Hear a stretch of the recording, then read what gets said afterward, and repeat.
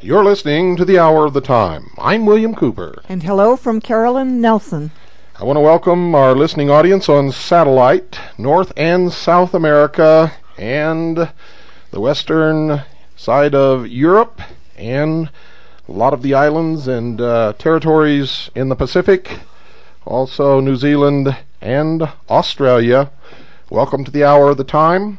We are now worldwide by shortwave radio and one half of the Earth's hemisphere on the satellite Galaxy 3, channel 17, 5.8 audio. That's Galaxy 3, channel 17, 5.8 audio. We are striking at the heart and soul of the enemy with the Hour of the Time, and it was reflected today when they paid us the greatest compliment that we could ever hope to possess. We were attacked by Radio for Peace International, a broadcast of the United Nations, repeatedly today on 4 frequencies worldwide.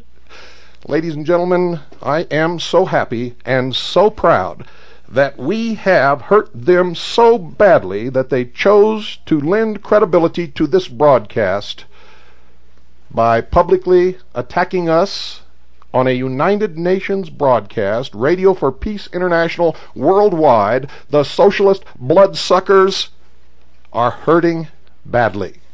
Before we get into tonight's broadcast, I want to read you a definition from Mackey's Encyclopedia of Freemasonry, Revised Edition, Volume 1, A through L. This is personally signed by Albert Mackey and was published in 1924 by the Masonic History Company, Chicago, New York, and London, ladies and gentlemen. Now, I also have Mackey's 1893 edition of his Encyclopedia of Freemasonry, in which the word Aryan is mentioned for the first time, taken out of the teachings of Helena Petrovna Blavatsky. And in that series of volumes of Mackey's Encyclopedia of Freemasonry, there's a section on crosses, and there's only one cross mentioned, only one. It is the swastika. Now, from the 1924 volume, Aryan, and I quote, "One of the 3 historical divisions of religion, the other 2 being the Turanian and the Shemitic. It produced Brahmanism, Buddhism, and the Code of Zoroaster." I bet you Aryans didn't know that you were all Buddhists. And if you go to India, those are the Aryans that she was talking about, and none of you look anything like them. And if you go to Tibet, that's where it all originated, and you don't look like them either. Oh, sheeple, what am I going to do with you? P.T. Barnum said, "There's a sucker born every minute." And he was right. Folks, there is absolutely nothing new under the sun. We continue tonight with part 2 of the occult history of the Third Reich. If you have ears and you can hear, and if you have a brain and you can think, you can make all the connections you ever need to make as we go into the next to the last episode in the completion of our Mystery Babylon series.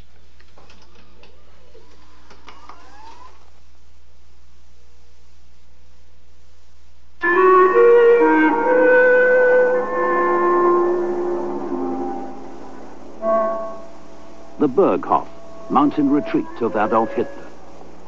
Here, senior party members and their families relax away from the frantic activity of the capital.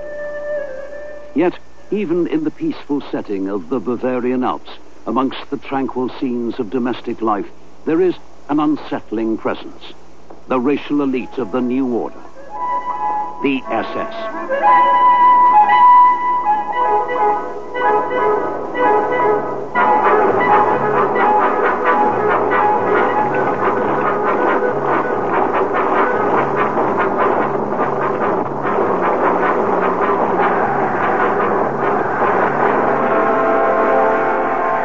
How can we arrest racial decay, asks Adolf Hitler.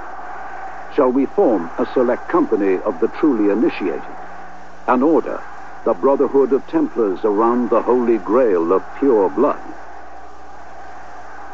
By 1934, almost 10 years after its creation, the SS is in the process of becoming Hitler's Brotherhood of Templars.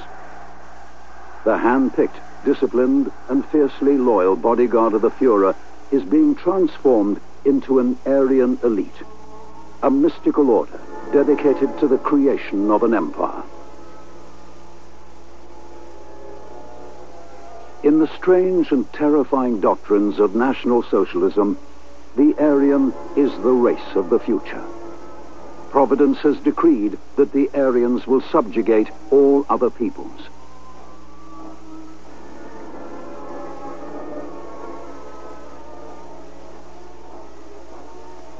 In the vanguard of the Nazi mission will be the black-clad ranks of the SS. This carefully selected elite is intended to be the stock from which will come a new and superior breed of human, the Superman, a caste of men born to rule.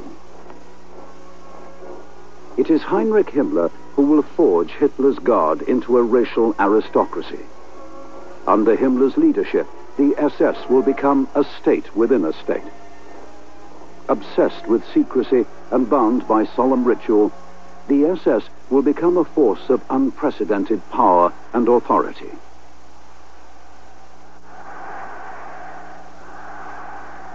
The origins of this, the most sinister of all Nazi creations, do not lie in the personal visions of Heinrich Himmler or his Führer. The roots of the SS go deeper even than National Socialism itself. By 1900, the cities of Germany and Austria have changed beyond all recognition. Millions have abandoned the poverty of peasant life to slave in the mills and foundries of the Industrial Revolution. As their populations swell with the influx of labor, elegant centers of commercial and aristocratic life become teeming industrial slums. It is in the cities that the values of the old order are challenged. Calls for democracy and socialism threaten the traditional power of the ruling elites. Established religious beliefs are undermined by science and a rising tide of materialism. To many, the new world seems fractured and chaotic.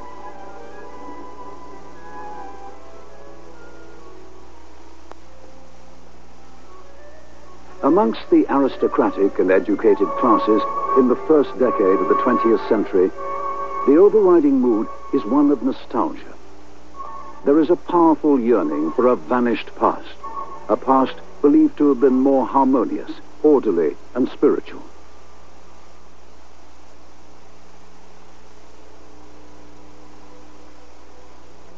All over industrialized Europe, new movements arise, devoted to the search for simplicity. In Germany, the movement calls itself Lebensreform, life reform. It is pledged to the restoration of a more natural way of living. Tens of thousands of German youth join the Wandervogel, the birds of passage.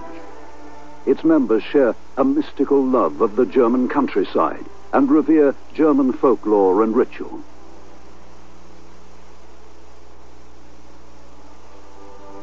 While science and medicine are rejected as products of the Industrial Revolution, vegetarianism, herbal healing, nudism, communal living and meditation become fashionable pursuits.